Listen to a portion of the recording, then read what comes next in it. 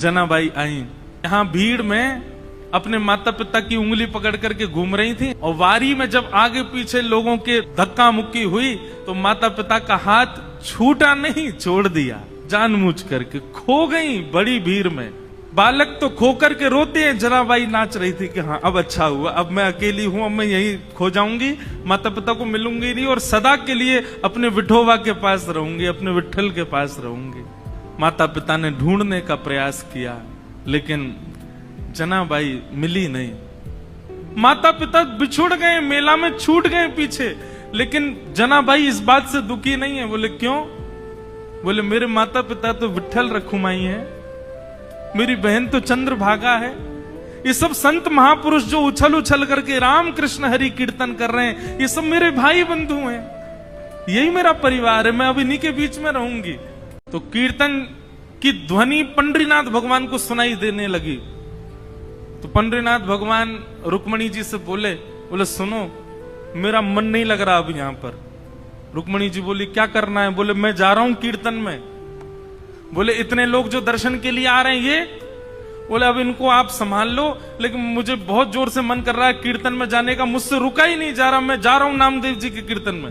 रुक्मणी जी बोली आप जाइए, मुझे उसकी कोई परवाह नहीं, उसके लिए मना नहीं, लेकिन आप एक चीज देखिए, नामदेव जी नेत्र बंद करके गा रहे होंगे, वैष्णव उछल उछल करके नृत्य कर रहे होंगे, आप जैसे ही जाओगे पूरी जनता आपके पीछे पड़ जाएगी, कीर्तन में भंग हो जाएगा, आप जाकर के वहां कीर्तन में विक्षेप डाल दोगे। तो एक बार पंडरीनाथ जी रुक गए, बोले अच्छा हाँ सही कह रहे हो, फिर तो नहीं जाऊंगा मैं। लेकिन जैसे ही नामदेव जी के ऊंचे ऊंचे स्वर सुनाई दें, विठल भगवान खड़े खड़े कर, मुझसे रुका ही नहीं जा रहा, अब जो होगा देख लूंगा, मैं कोने में खड़ा हो जाऊंगा, लेकिन मुझको जाने दो। रुक्मणी जी बोली जाओ। पंडरीनाथ भगवान पीतांबरी पहने, गले में सुंदर माला है, और ये मुकुट धारण किए, मत्स्याकृत मछली के आकार के कुंडल, और दौड़ रहे हैं नामदेव जी के कीर्तन की ओर। असंख्य भीड़ लगी है। ठाकुर जी ने सोचा कहीं विघ्न ना आ जाए, तो बाहर खड़े हो गए, और जहां से केवल नामदेव जी की झलक दिख रही है, कीर्तन हो रहा है, सब नाच रहे हैं, वहीं से ठाकुर जी देख रहे हैं, और देख करके वहीं झूम रहे हैं। इतना आनंद ठाकुर जी को आ रहा है। लेकिन झूमते झूमते झूमते झूमते ठाकुर जी को सुध बुध नहीं रही, और ठाकुर जी तो कोने से भीड़ में आ गए। अब जैसे ही ठाकुर जी आए, लोगों को कस्तूरी की सुगंधी आने लगी, बढ़िया, पीछे मुड़ मुड़ करके देखे साक्षात पंडरीनाथ भगवान खड़े हैं। अब तो महाराज नाचना गाना सब भूल गए, सब मार्ग देने लगे, और ठाकुर जी नाचते नाचते भीतर प्रवेश कर रहे हैं। नाचते नाचते ये स्थिति हो गई, इतनी भीड़, कोई पांव छू रहा है, कोई हाथ छू रहा है, लेकिन ठाकुर जी नृत्य नहीं छोड़ रहे हैं, उछल उछल करके नाच रहे हैं। नामदेव जी के जब नेत्र खुले और सामने ठाकुर जी को देखा, नेत्र सजल हो गए। जय हो। कभी कभी संशय होता है नाथ, हम आपके भक्त हैं कि आप हमारे भक्त हो? अरे इतना उतावलापन, इतनी उत्सुकता तो किसी भक्त में नहीं होती, वो अपने वस्त्र का भान तो रखता है, आप तो कीर्तन में वस्त्रों का भी भान नहीं रखते नाथ। ऐसे हमारे श्री पंडरीनाथ पर बड़े दयालु ठाकुर जी। तो जनाबाई जैसे ही पहुंची नामदेव जी के घर, वहां नामदेव जी कीर्तन कर रहे थे, वैष्णव नाच रहे हैं, मृदंग लेकर के करताल बजा रहे हैं। तभी जनाबाई को क्या दिखा, जनाबाई के तो रोम रोम प्रफुल्लित हो गए, आनंदित हो गए। आहा, साक्षात पंडरीनाथ भगवान नृत्य कर रहे हैं नामदेव जी के कीर्तन में। जनाबाई तो वहीं बैठ गई। अब तो नामदेव जी के पिताजी ने सबको बोला ये लाली यहीं रहेगी हमारे घर पर, और यहीं इसका खान पान, कोई इसको कुछ नहीं बोलेगा, ये जैसे चाहे वैसे रह सकती है। जनाबाई छोटी सी हैं, पूरे दिन केवल उनको एक ही प्रतीक्षा रहती थी, कब कीर्तन हो, कब विठल आएंगे, मैं उनका दर्शन करूंगी। और किसी को दर्शन नहीं होते, जनाबाई को होते थे। नामदेव जी कीर्तन करते, और जैसे ही विठल आते जनाबाई उछलने लग जाती, अब विठोबा आ गए, विठोबा आ गए। सब जनाबाई को देखते, छोटी बालिका है ऐसा सोच करके अनसुना कर देते, लेकिन उनको तो प्रत्यक्ष दिखते थे ठाकुर जी। सब लोग दर्शन करने के लिए जाते थे, जनाबाई को कहते थे तुम चलो साथ में। जनाबाई कहती मुझे मंदिर जाने की जरूरत नहीं है। क्यों? बोले शाम को कीर्तन होता है ना, विठल यहीं आते हैं, मैं यहीं देख लेती हूं उनको। ऐसे करते करते जनाबाई का प्रेम और एक जैसे मित्रता संबंध हो गया श्री ठाकुर जी के साथ में। पूरे दिन सेवा करती और सेवा करने के बाद शाम को बैठ करके ठाकुर जी का चिंतन करती, ठाकुर जी के लिए प्रसाद क्या बनाना है, क्या सिद्ध करना है, ये सब विचार करती जनाबाई। ठाकुर जी इतने भाव से बुलाती ठाकुर जी को, ठाकुर जी आते थे उनके पास। एक दिन की बात, नामदेव जी ने ऐसा सुंदर कीर्तन किया कि ठाकुर जी और दिन से ज्यादा अधिक नृत्य किए उस दिन। इतना नृत्य किया कि जनाबाई जैसे ही कीर्तन पूर्ण हुआ, जनाबाई रोने लगी। कोने में बैठे बैठी रो रही थी। सब लोग सोचने लगे क्या हो गया, पता नहीं छोटी सी बालिका रो रही है। नामदेव जी के पिताजी ने जाकर के कहा, बोले हे जनाबाई तुम रो क्यों रही हो?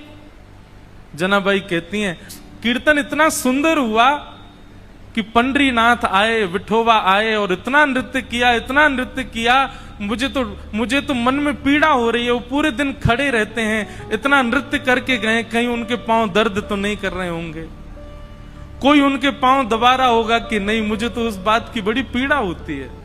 और यही बोलती जा रही है। अब सब तो वहां से उठ करके सोने चले गए, लेकिन वो यही चिंतन कर रही हैं, आज विट्ठल के पांव में दर्द हो रहा है, आज मेरे पंडरीनाथ के चरणों में दर्द हो रहा होगा। ये भाव मन में सोच ही रही थी कि इतने में ही पीताम्बरी पहने, कटी पर हाथ धरे, सुंदर श्यामल वर्ण ठाकुर जी का श्री पंडरीनाथ भगवान वहीं प्रकट हो गए। और प्रकट होकर के जनाबाई के सामने बैठ करके पांव आगे पसार दिए। बोले हे जनाबाई तुम रो क्यों रही हो? कीर्तन इतना सुंदर हुआ कि पंडरीनाथ आए, विठोबा आए और इतना नृत्य किया, मुझे तो मन में पीड़ा हो रही है। वो पूरे दिन खड़े रहते हैं, इतना नृत्य करके गए, कहीं उनके पांव दर्द तो नहीं कर रहे होंगे, कोई उनके पांव दबा रहा होगा कि नहीं, मुझे तो उस बात की बड़ी पीड़ा होती है।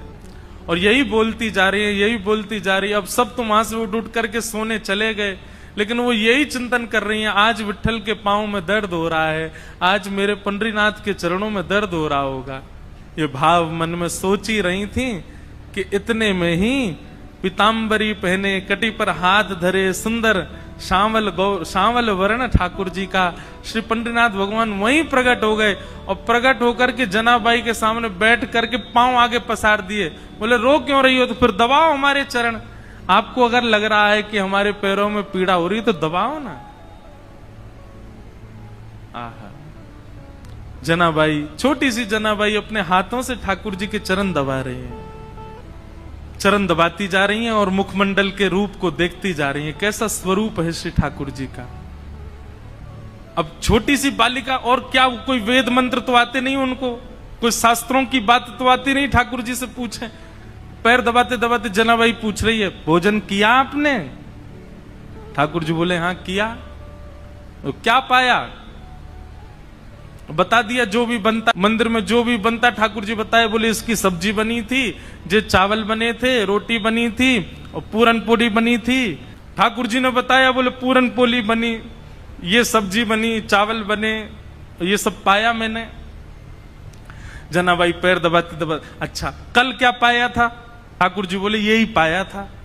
बोले जो आज पाया वही कल पाया? बोले हाँ यही पाया था। अच्छा तो परसों क्या पाया? ठाकुर जी बोले परसों भी यही पाया था। और 4 दिन पहले क्या पाया था?